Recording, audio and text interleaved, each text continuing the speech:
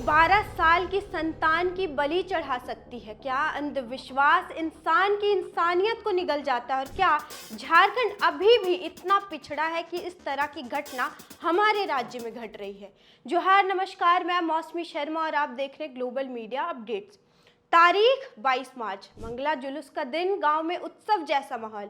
लेकिन इसी भीड़ और हलचल के बीच एक माँ अपनी बेटी को लेकर तांत्रिक के घर पहुंचती है। शायद बेटी को ये पता भी नहीं होगा कि वह अपनी जिंदगी की आखिरी सफर पर जा रही है, जहां तांत्रिक महिला और उसके सहयोगी पहले ही पूरी योजना बना रखे हैं। जैसे ही बच्ची वहां पहुंचती है, उसे पकड़ लिया जाता है और फिर एक मासूम की जिंदगी बेरहमी से खत्म कर दी जाती है। और अगले दिन जैसे ही इस घटना की खबर मिलती है, पूरे इलाके में हड़कंप मच जाता है। लोग पहचान में जुट जाते हैं और तभी इस घटना को किसी और एंगल में मोड़ दिया जाता है, एंगल दुष्कर्म का। और जैसे ही दुष्कर्म की बात आती है, पूरे राज्य में आक्रोश फैल जाता है। पुलिस जांच में जुट जाती है। हजारीबाग समेत पूरा राज्य अपराधियों की खोजबीन और सजा की मांग करने लगता है।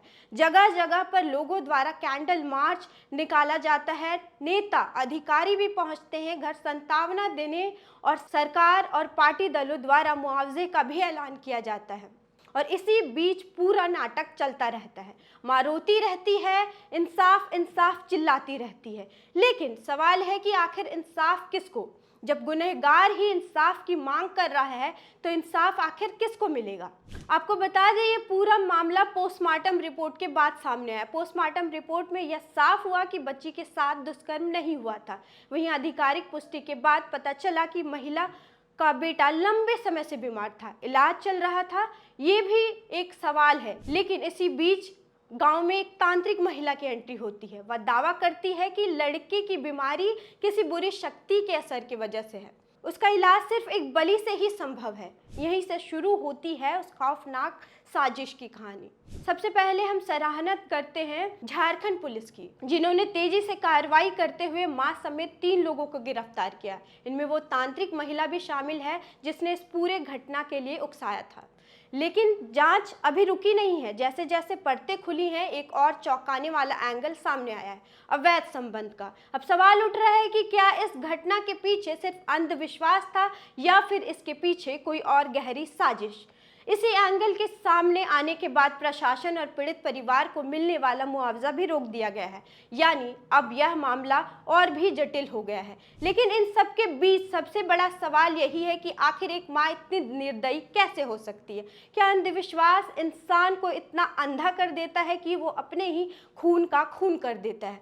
या फिर समाज की चुप्पी, अशिक्षा और डर ऐसे अपराधियों को जन्म देते हैं? आज भी राज्य के कई हिस्सों में लोग बीमारी का इलाज डॉक्टर से नहीं बल्कि झाड़ फूंक और तंत्र मंत्र से करवाना ज़्यादा सही समझते हैं। क्यों?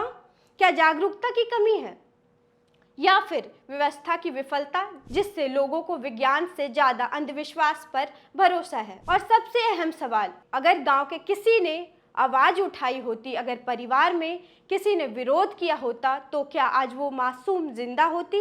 ये घटना हमें सिर्फ दुखी नहीं करती, ये आईना दिखाती है। ये बताती है कि आज भी हमारे समाज में शिक्षा, जागरूकता और वैज्ञानिक सोच की कितनी कमी है। ये सवाल उठती है कि आखिर कब तक या अंधविश्वास के नाम पर मासूम जिंदगियां कुर्बान होती रहेंगी? अब जरूरत सिर्फ कार्रवाई की नहीं बल्कि सोच बदलने की भी है।